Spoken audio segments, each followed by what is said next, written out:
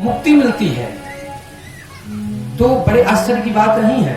जो धर्मात्मा पुरुष होते हैं, जो अक्सर भगवान का, निरंतर भगवान का नाम जप करते रहते हैं, अगर उनको मुक्ति मिलती है तो बड़ी आश्चर्य की बात नहीं है।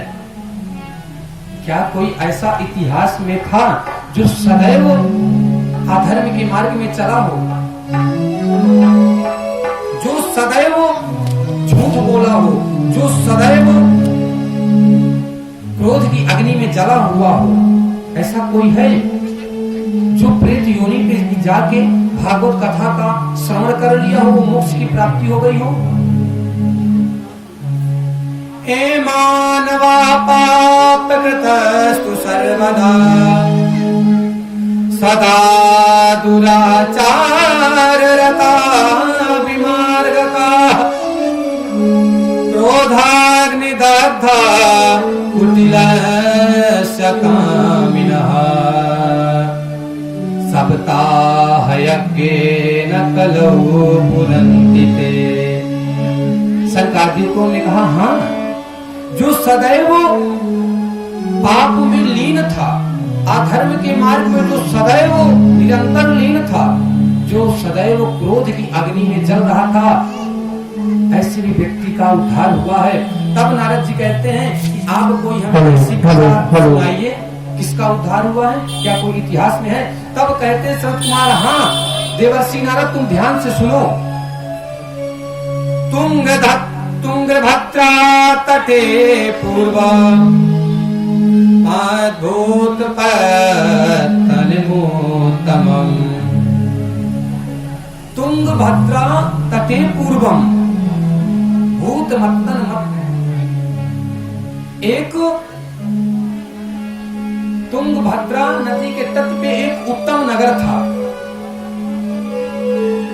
यत्र धर्मा, सभी धर्म के लोग थे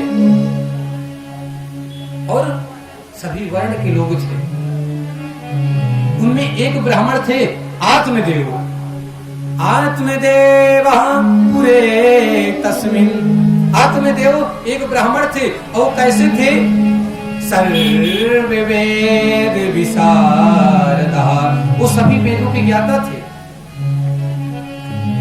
द्वितीय एवं भास्करः, वो बहुत विद्वान थे। वो विद्वानों में भगवान सूर्य के दूसरे नंबर पे थे, इतने विद्वान थे और बड़े ही अच्छे थे, बड़े कर्मनिष्ठ धर्मनिष्ठ ब्राह्मण थे, बड़े शांत स्वभाव के थे। लेकिन उनकी जो पत्नी थी धुंधुली, वो बड़ी क्रूर थी। महाराज जैसे पंडित जी थे,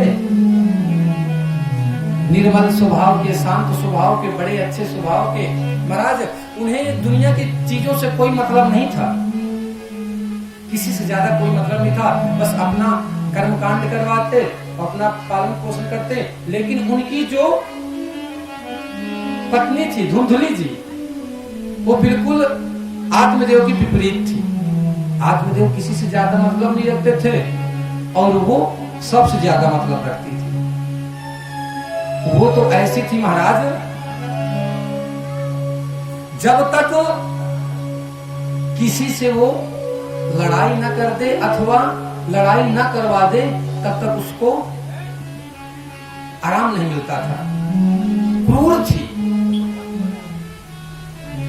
ऐसी धुंधुली, भागवत में लिखा है, क्रूर धुंधुली क्रूर थी, मंद बुद्धि थी। वो अपनी सदैव बात रखवाती थी, मनवाती थी और बस आत्मदेव की किसी प्रकार की कोई चिंता नहीं थी, सब बढ़िया था। लेकिन बस अगर कष्ट था तो एक चीज का कष्ट था, आत्मदेव की कोई संतान नहीं थी। आत्मदेव मात्र दुखी होते थे इसलिए कि उनके कोई संतान नहीं थी। अब